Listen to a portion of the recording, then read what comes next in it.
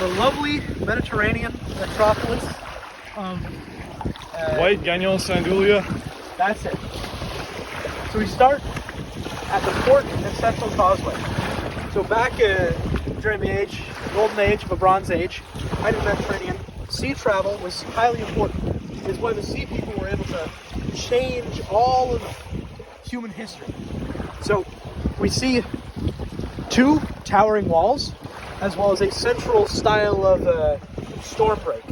Now these have dual purpose. For one, it allows water to filter in and create a moat around the entirety of the city. And also it serves, I guess actually like three purposes, because you also have a storm block for when ships come to port. Should a big storm come in, they will be protected. And thirdly, perhaps most importantly, we get a defensive advantage should a opposing navy or army come in. So how you do this, is you have your central cause of your way. So they come in, you bottleneck them up here, and firing down, you throw down barrels of oil and tar, and they get locked in there. Alternatively, if the army is too big to stop here, you can take all of your ships from port and really just create a wall here, forcing them to land and fight their way up. So they have to fight their way up. They would be quite unhappy, as you have these large walls and fortifications. This is where the troops would come through. The troops would come through or the population. Now, a town such as this has a number of ways of making money and survival and thriving. Now, in the Bronze Age, there is one resource covered above all else: bronze. Bronze is made of tin and copper from the mountains. These giant mountains off in the distance. Giant mountains off in the distance that would contain also foodstuffs and woodstuffs and the likes of that, as well as various things required for harvesting for production of more textiles. In the city herself, you'll see quite standard arrangement for the time period, with large walls for defense. You see right coming in off the port, where a majority of the people may have lived. We have our merchant area here. Now this would be where a majority of people live, many merchants work. Which is for the reason of the many roads and intersections. Exactly. And where a lot of business is conducted from merchants in the city and from out across the Great and Golden Mediterranean. Here we have probably the more important region than just the merchant region, the trades regions. This is where people would make and manufacture bronze and brass and items made of bronze and brass. In the Bronze Age, a skilled tradesman is the most coveted of all peoples. You also then have a smaller secondary living zone where also you likely would have found a good number of the most wealthy merchants, so they wouldn't have to live around the plebs. You also have an agricultural zone, because most cities at the time would have a small agricultural zone so as to feed their people throughout the year. A city such as this, primary food source would come from the sea.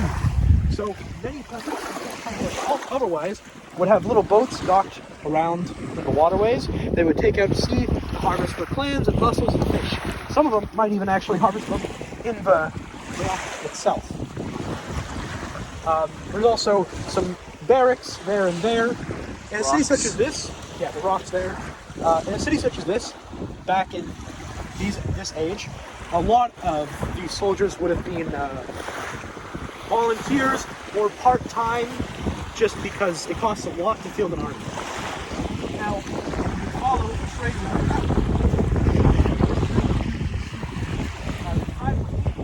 highways would have been very, very rare in this time period, which would just show how wealthy this city is. Cuts off here, that's how rare they are. Yeah. Well, yeah, which would be very common. So here we have a smaller trade town that would likely be used as a stopping point for merchants and for travelers, to prevent them from any bandits who might be out in the ways, coming from the mountains, carrying tin and copper and wood and food and grain and pelts to create textiles, cotton, back into the major trade hub down there. A city like this, likely one that we would actually possibly even know the name of today, because trade cities are some of the most important and everlasting forms of city just because their region in which they live and reside is they would be written down in many different texts. You know, something like this is something you could find in the Iliad or in the Odyssey, or mentioned throughout countless little texts. The oldest text we have is a complaint about from a copper merchant, right, from Sumer. In texts like that is how texts that people wouldn't think to destroy, texts that would just sit in a cave abandoned for years, that's how you get something like this mentioned, where they say a merchant caravan came from WhiteGagnonSandulia. and came and went. Something like this would have likely, a city such as this would also have been a major cultural sharing strong point that likely would have helped develop the culture in the area. It's easy to forget that at one point the culture that made up the Mediterranean were even more diverse than they are now. It's just through centuries of inbreeding and cultural mixing and invasions have they become one. A city such as this could have had a major impact on culture, and very well could still, based on its geography, exist to this day. Thank you for your time. Oh, my pleasure.